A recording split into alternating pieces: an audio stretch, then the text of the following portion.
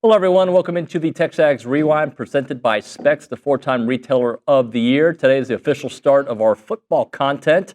Favorite part of the show, Luke, Evangelist, who's not even ready for it. Marty Smith, I'm always ready. Why? Give me specifics. Well, first of all, it's not his debut on TexAgs, but it's his debut for this incarnation. Yes, this segment of weekly contribution. And he was really good. He was very in-depth with his analysis of how he feels about Marcel Reed and Mike Elko and his questions and concerns and confidences about this football team. Nick, your favorite part of the show today? David and OB. Okay. Y'all too. You liked when OB did the Karen Boston voice. I did, yeah. All right, what's on Glad the he rewind? played along. Well, OB, Marty Smith, Billy Liucci. Woke up, 4:30 a.m., on my own, no help from an alarm, feeling energized and refreshed. I never wake up like that. It's game week, man. It's game week. Today's the official Monday show that starts off the 2025 Texas A&M football season. This will be my 44th consecutive football season as a reporter. Are you serious? Yeah.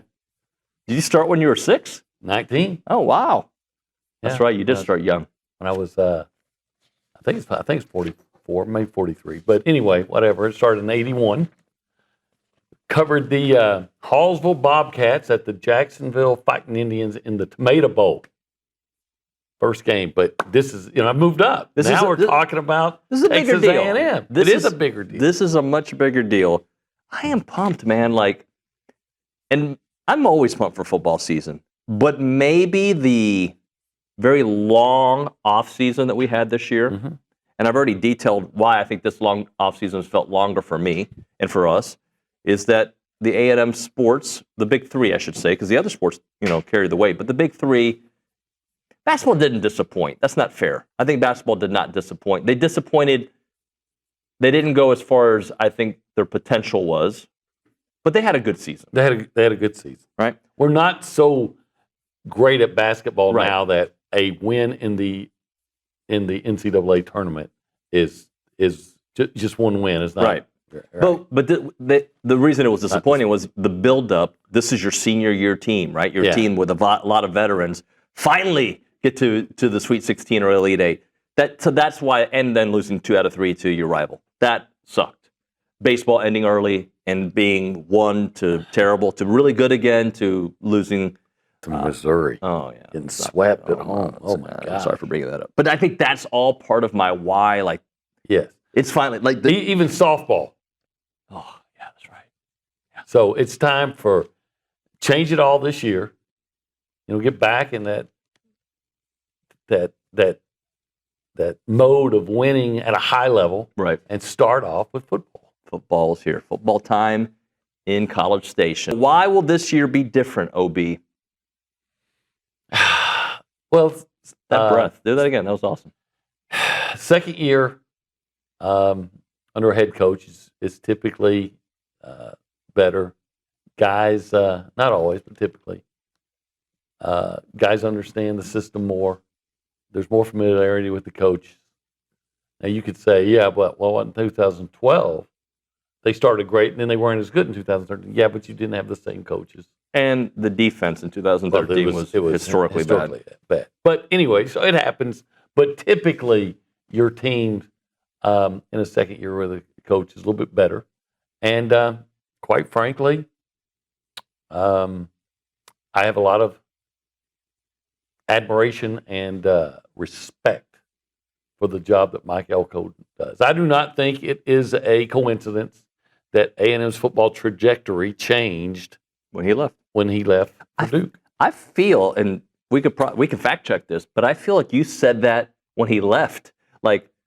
You were very worried. Yes, we wanted him to stay. I remember Tomas Romo was talking about the Duke job and Jason Garrett being a candidate. I'm like, yes. Take Jason, that's right. And we were saying, we want him to hire Jason Garrett. And he's like, what are you talking about? Because we don't want him to hire Mike Elko. But hiring Mike Elko was the best thing that could happen to Texas A&M, because let's say he didn't get that job and he had to wait a year, we might be in a different situation right now. It worked out the way it was supposed to work out. It worked out fine. He's here now. But, I wish he'd never left. Yeah. Well, in a moment, we're going to hear from Will Lee on the disrespect. Yeah.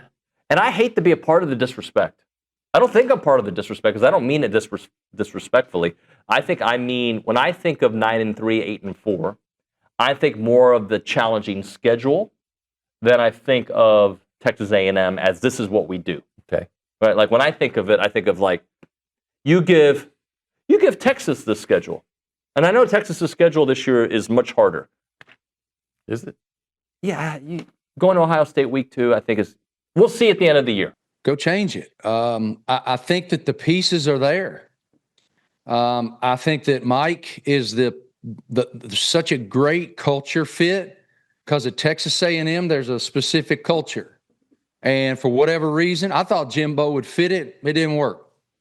I think that Coach Elko had lived it in the past and came in last year and was adamant that it was going to be instilled the way that he wanted it instilled, with toughness and acumen and brotherhood first, and we're going to build out from there. Now, I know you're going to ask me about Marcel Reed. I think that kid is – I have high expectations for him too. Second year in the system with an offensive coordinator that appreciates a quarterback with that skill set and looks at it as a tremendous asset. I think that Reed is going to show us that he has developed as a passer. I know it's important to stretch the field. What's important is first downs. And that young man is so capable of being so dynamic in the RPO game and using his skill set that if he can just hit a couple and keep them honest, they're going to be a big problem, man, because they brought in some really talented guys on the perimeter at the wide receiver position. They have all those running backs back. So I have high expectations for him now. I knew you were going to ask me this, so I pulled out the schedule. So let's break out this schedule and have a debate. Okay. UTSA, win. Utah State, win. Notre Dame, loss for me. Okay. I'll let you debate me if you disagree. Auburn, win. Mississippi State, win. Florida, hold on Florida. Arkansas, win. LSU, loss. Mizzou, South Carolina, back-to-back. One on the road, one at home. Samford, win. Texas, loss.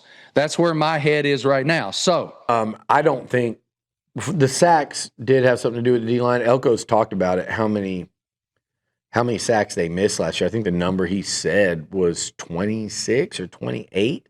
Obviously, you're not going to get every sack that you miss, but if you cut that number of missed sacks in half, they're probably you pull up total sacks last year, SEC, team sacks, and add 13 to A&M's total. Tell me where they started. Tell me where they finished. I get your point, but that D-line had some really good games, whether you believe that or not. I mean, I'm just telling you factually, the defensive line had some really good games. I don't care what the total stats say. The D-line, to stop the run, it's more than just the defensive line. Pass defense is a hell of a lot more than just the defensive line. So, yes, I could name the games. We're looking at highlights from one in Florida that they certainly played well. I thought they played really well against Notre Dame. I think the two long runs that were sprung against Notre Dame were a direct result of bad angles and fit on the back seven. Otherwise, they stuffed that Notre Dame running game that a lot of teams couldn't stuff last year. So, I don't know where I come off on that Texas game because they got run all over. I can't say they played well in that one, but they also gave up 2 touchdowns to that offense in 4 quarters of play and created one themselves. And a lot of that pressure later in the game forced a couple of pivotal fourth-quarter turnovers. So they could be worse. I don't think they will be. And I think statistically, I hope and I believe they'll be better in every one of those categories. Luke, go ahead. A&M had 25 sacks last year, making them 13th in the SEC. So put them at 38. If you add 13 to that to get to 38, they would have been 5th. Okay. Yeah. And I mean, and how different that's a reasonable thing to say is to make half of the sacks that you All right, Luke, you got a very good smile, by the way. Can you tell the people what to do?